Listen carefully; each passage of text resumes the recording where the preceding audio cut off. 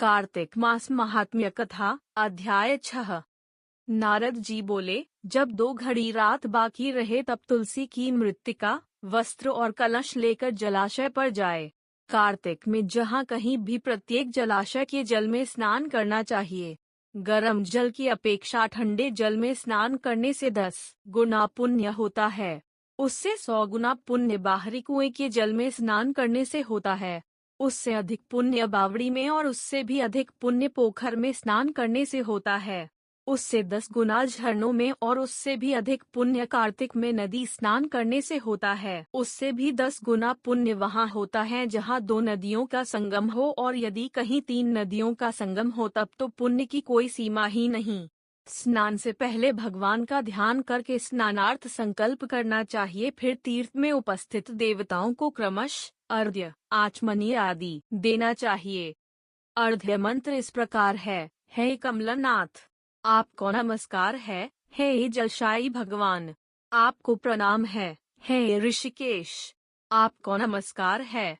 मेरे दिए अर्घ्य को आप ग्रहण करें। वैकुंठ, प्रयाग तथा बद्रिकाश्रम में जहाँ कहीं भगवान विष्णु गए, वहाँ उन्होंने 3 प्रकार से अपना पांव रखा था। वहाँ पर ऋषि वेद यज्ञों सहित सभी देवता मेरी रक्षा करते रहें। हे जनार्दन, हे दामोदर, हे देवेश, आपको प्रसन्न करने हेतु मैं कार्तिक मास में विधि विधान से ब्रह्म मुहूर्त में स्नान कर रहा हूँ। आपकी कृपा से मेरे सभी पापों का नाश हो। हे प्रभु, कार्तिक मास में व्रत तथा विधि पूर्वक स्नान करने वाला मैं अर्घ्य देता हूँ, आप राधिका सहित ग्रहण करें। हे कृष्ण, हे बलशाली राक्षसों का संहार करने वाले भगवन, हे पापों का नाश करने वाले, कार्तिक मास में प्रतिदिन दिए हुए मेरे इस अर्घ्य द्वारा कार्तिक स्नान का व्रत करने वाला फल मुझे प्राप्त हो। तत्पश्चात विष्णु, शिव तथा सूर्य का ध्यान करके जल में प्रवेश कर नाभि के बराबर जल में खड़े होकर विधि पूर्वक स्नान करना चाहिए। गृहस्थी को तिल और आंवले का चूर्ण लगाकर तथा विधवा स्त्री व यति को तुलसी की जड़ की मिट्टी लगाकर स्नान करना चाहिए। सप्तमी, अमावस्या, नवमी, त्रयोदशी, द्वितीया, दशमी आदि तिथियों को आंवला तथा तिल से स्नान करना वर्जित है। स्नान करते हुए निम्न शब्दों का उच्चारण करना चाहिए।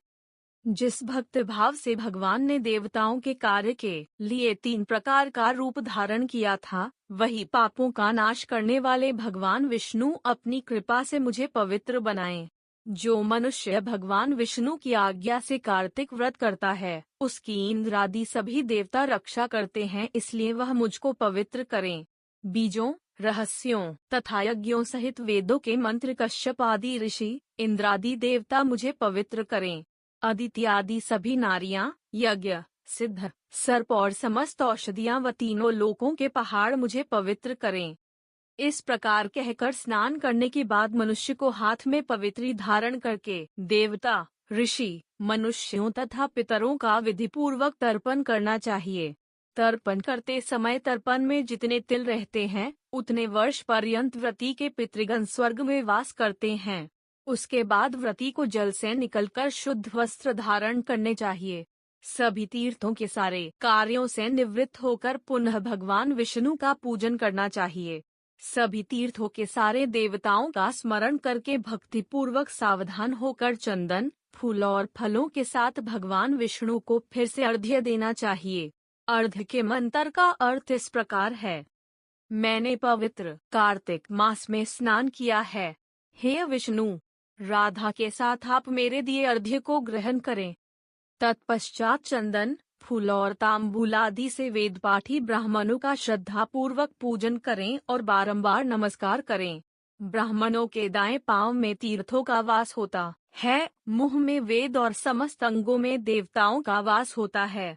अपने कल्याण की इच्छा रखने वाले मनुष्य को इनका न तो अपमान करना चाहिए और न ही इनका विरोध करना चाहिए। फिर एकाग्रचित्त होकर भगवान विष्णु की प्रिय तुलसी जी की पूजा करनी चाहिए। उनकी परिक्रमा कर के उनको प्रणाम करना चाहिए।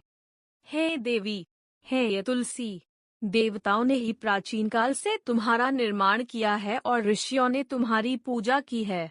हे विष्णु प्रिया तुलसी, आपको नमस्कार है। आप मेरे समस्त पापों को नष्ट करो। इस प्रकार जो मनुष्य भक्ति पूर्वक कार्तिक व्रत का अनुष्ठान करते हैं, वे संसार के सुखों का भोग करते हुए अंत में मोक्ष को प्राप्त करते हैं।